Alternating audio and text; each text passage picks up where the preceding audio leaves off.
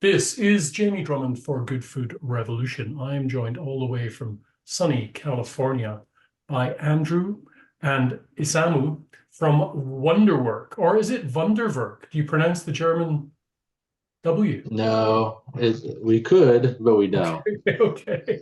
I thought it may be a nod to Kraftwerk or something like that. So, anyway, we have had Nabilah, one of our writers, do an origin story interview with you the last time you were in Toronto. And I've been utterly fascinated by your overall design aesthetic and how it applies to popular culture, specifically music. So, I had some questions about your labels, if you don't mind. Sure. Brilliant. Now, correct me if I'm wrong, but according to your online origin story, Wonderwork began as a long night on a disco dance floor. And when it finally wound down, you didn't want the party to end. Was that Mhm. actually at James Murphy and Too Many DJs Despacio sound system? Yes, that You was got at it. the 2016 Despacio tent at Coachella. Ah, right. And were you aware of Mr. Murphy's predilection for natural wines at that point? At that point, no, but we have since then learned a lot more about that. Right, right, right. He's an old friend of Good Food Revolution. One of my very first interviews about 14 years ago was with James in Toronto. And it's one of the few Wow. interviews, video interviews online with James Murphy about food and wine and the like. Yeah, I mean, Wow, super cool. we know he's really into coffee and wine, so but there's a lot of overlap there. Cool. Now We you're kept following Despacio, and when it was sort of its own event, not just a pop up at yeah, a music festival, when they started throwing them at the Knockdown Center in New York, they brought all of these things to the dance floor adjacent, natural wine bar, oh right, okay. pizza oven, espresso bar, all of this stuff. So it tracked really, really deeply for us that, I think this was a year to the day after we went to that first Espacio and then did it, launched the wine company, bottled our first wine. Immediately after bottling, flew out to New York for Despacio Part Two, and they're Wow. serving natural wine there, and we're just thinking like, oh my gosh, we're on track here. Now, did James have the Four Horsemen wine bar at that point? That's exactly what it was. It Um, was a Four Horsemen yeah. pop up at the Despacio. I get it. I get it. Now, your first wine was released under the Disco Vino name, and I'm curious why you didn't stick with that. It sounds like it would make a lot more sense now than it did then, but um, when we got started in 2017, or I guess started selling in 2018, a lot of people, natural wine was a little bit more closed off. It Yep. kind of still to this day, but people didn't really take us that seriously under the Disco Vino moniker. Now it makes a ton of sense because now you see music and wine and Yeah. disco and natural wine has proliferated in terms of there are parties that are like that. There are entire bars based Yeah. on that concept. So we were maybe a little too ahead of our time, but that's okay because it might come back in another iteration at some point. But when we sort of transformed into Wonderwork, it became a much bigger thing than just Disco Vino. I've noticed a few nods to disco throughout your labels. The one that really tricked me though was I enjoyed this around Christmas time, your Enzo. And Yeah, I was looking at the typography on this, and it was quite similar to your Giorgio one. Um, yeah.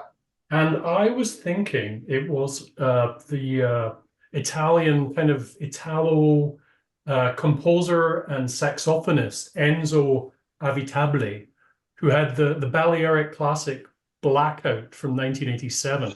But it's not. It's Enzo Ferrari, right? It's Enzo Ferrari, but through the lens of like a Giorgio Moroder or a Cerrone, something Yeah, like yeah. that. So that was the take on it because otherwise the original Enzo Ferrari would be slightly earlier in time Gotcha. than that. So then we gave it like an Italo twist.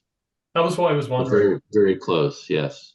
But yeah, I was way off on the wrong track because I was so proud that I had worked this one out, and then I looked online and saw that I was just barking up the wrong tree entirely.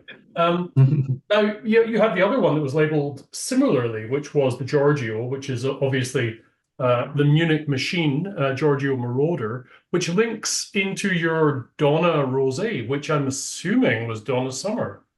Yeah, we thought, Nice. rosé, you drink it in summer, plus that blend of Syrah and Sangiovese was a little perfuming, a little sweaty, so it kind of had that vibe of, being on the dance floor late into the evening, that sort of combination of the two. And then obviously Donna Summer, drink rosé in the summer, so then Donna Rosé was born that way.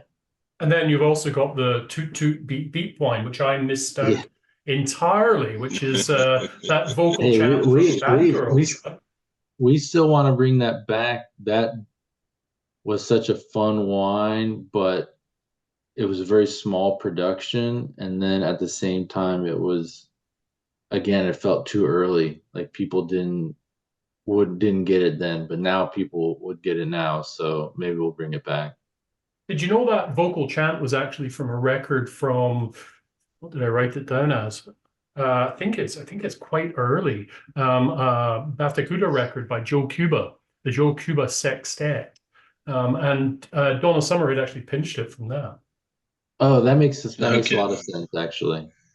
But I was most impressed with that. I think my friends up here would get that reference for sure. Now, Yeah, there were a very few, like a handful of people got it at the time. right, right.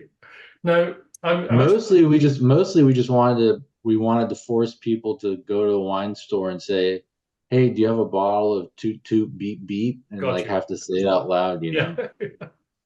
Now, right now, I'm enjoying your Free Your Mind, the current release of this, and Mhm. it's some wine, but I'm guessing that this is related to Funkadelic. Yep, Right. 100%. Bingo. We were thinking we've done our disco era. Now how do we get into funk? Um, and then the design of that is actually inspired by like 1970s Japanese posters. Right. The art Okay. is what's his name? Yeah. No And worries. in Um, that case, it's unusual for a process that name Free Your Mind came before the wine did. So Okay. we tailored a wine to fit the moniker Free Your Mind when ordinarily, we'll be going through the cellar and trying to find what what inspiration the wine strikes in us as we're tasting when it's yet unnamed. No, yeah. Oh, that's good. Yoko Oh, Tadanori that's the Yoko. artist, right? That's the artist. Yeah. Now, do you have a preference when it comes to P-Funk? Are you Parliament, Funkadelic, or do you like them both equally? Oh, I mean, I think we like them both equally. Obviously the sort of the the early days, and then once Bootsy Collins got thrown in there, and he introduced George to the power of the one, things took on another life. And then obviously when things progressed even beyond that and became even more phantasmagoric or something like this, um, we like that stuff too. So, I actually but got Funkadelic at the core for sure. got you. I actually got Bootsy Collins to record a cameo for me. Yeah, No we way. should do that. We should do that. We should get Bootsy to record a cameo He's for us. he's inviting my friends up for a jam session at our cabin here, and it's absolutely fantastic. I'll send you the link. No It's quite kidding. special.